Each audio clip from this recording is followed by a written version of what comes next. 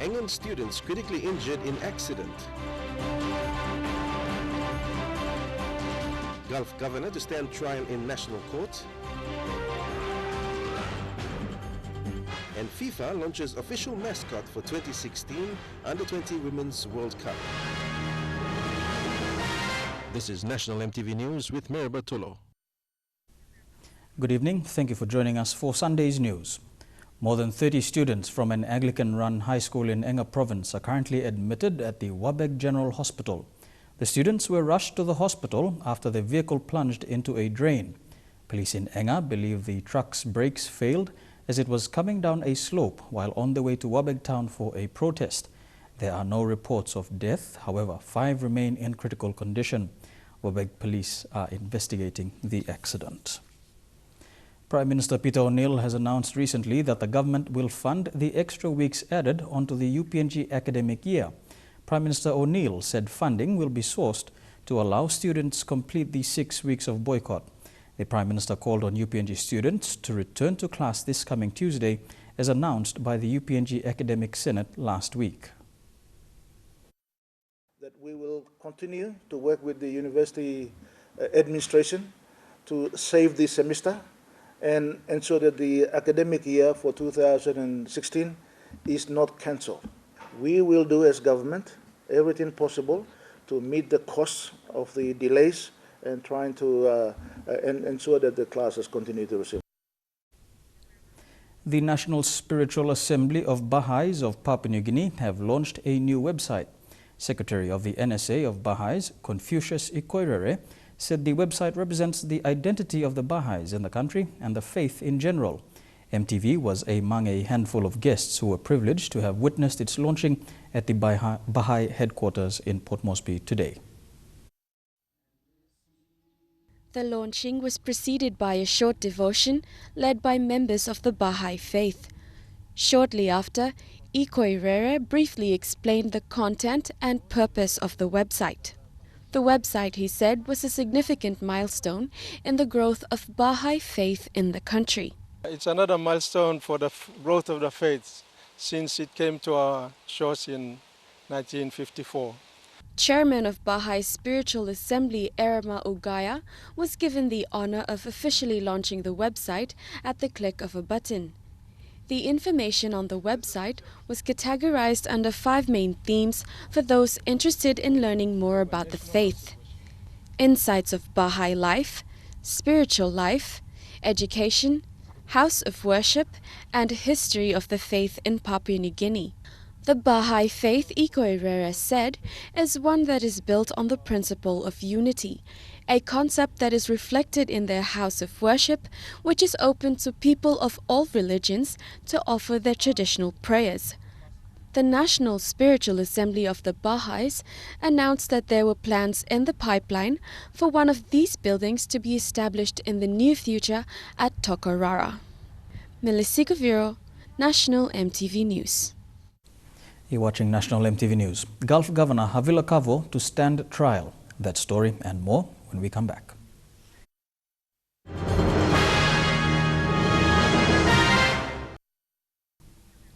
Welcome back to National MTV News.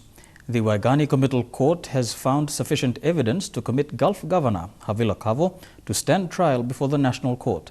Magistrate John Kaumi made the ruling last Thursday after refusing Kavo's application to dismiss the proceedings. Kavo was advised to check the court registry for the listing of his case on June the 20th. Governor Kavo was present in court on Thursday when the decision was handed down. He appeared with his lawyer.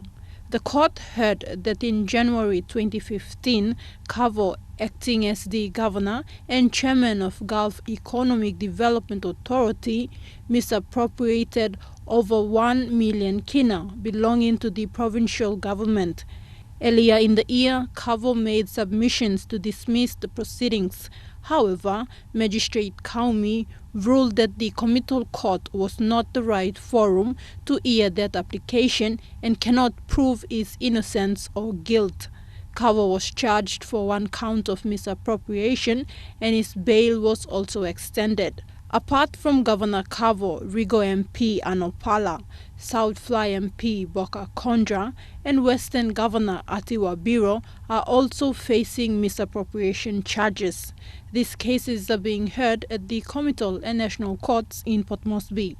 Tekla Gunga, National EMTV News. Gulf police personnel will be undergoing a firearms and investigative training in the coming weeks. This training is aimed at helping individual officers develop supervising skills to manage their subordinates. These courses involve basic policing duties such as interviewing techniques and communication skills. About 30 officers from Gulf, Central and the NCD commands have already completed the refresher course. The training is part of the frontline supervision courses that are being conducted at the Bomana Police Training College. You're watching National EMTV News. When we come back, all the highlights from last night's OFC Grand Final match between PNG and New Zealand and the official mascot launching for the FIFA Under-20 Women's World Cup. Stay with us for the details.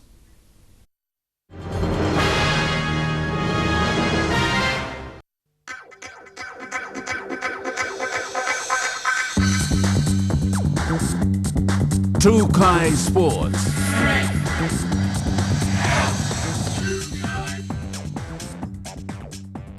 Welcome to Trukai Sports. The official mascot of the FIFA Under-20 Women's World Cup 2016 was launched and showcased yesterday at the OFC Nations Cup Grand Final in Port Moresby.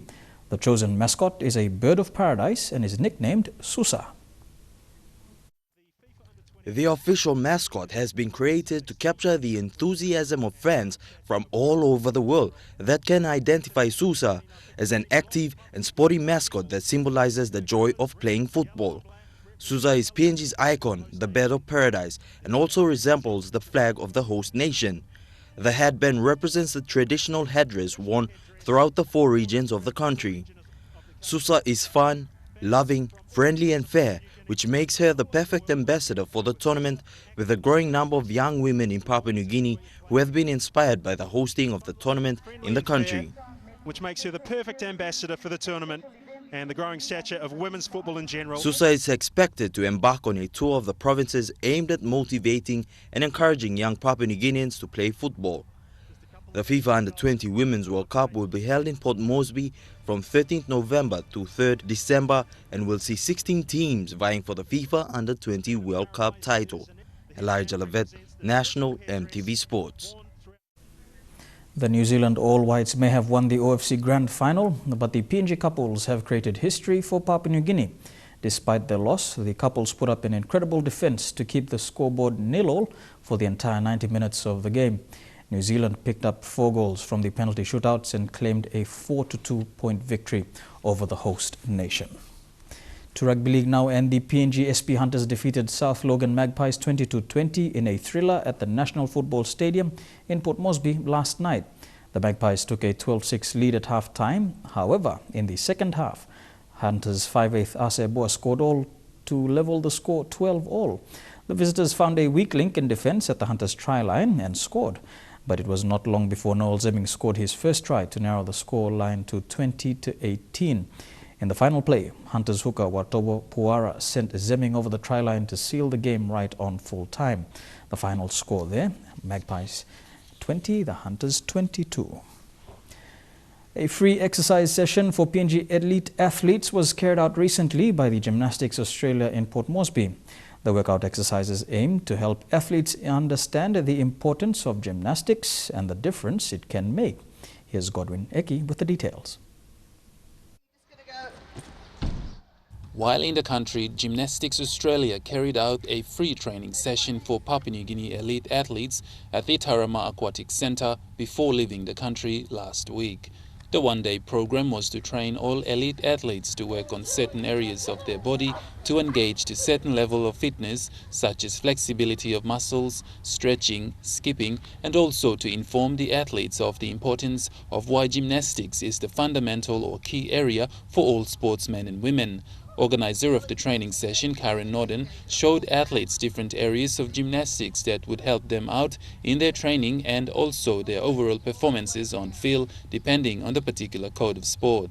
A lot of athletes do have lack of flexibility, and gymnastics is something that we want to promote so we can increase flexibility and decrease injury. In particular around the hamstrings for a lot of track and field athletes, rugby players, and the taekwondo players need to keep flexible for when they're falling. So we did a lot of stretching activities. So stretching, physical preparation are the key before we even start to do anything to do with gymnastics. She said they are currently working on forming a committee in the country with PNG Olympics Committee and PNG Sports Foundation to give our PNG elite athletes an opportunity to work on more areas during their training sessions and also help them perform better. We believe gymnastics is a fundamental movement program for all sports, a foundation. So today we took them through a range of movements. We started with warm-up, and in warm-up we did a lot of things to do physical preparation, bear walking, because gymnastics does a lot of stuff on your arms, so we wanted to prepare the body. Godwin Eki, National EMTV Sports. And that's it for Trukai Sports for today. When we come back, the weather details for the next 24 hours. Trukai Sports.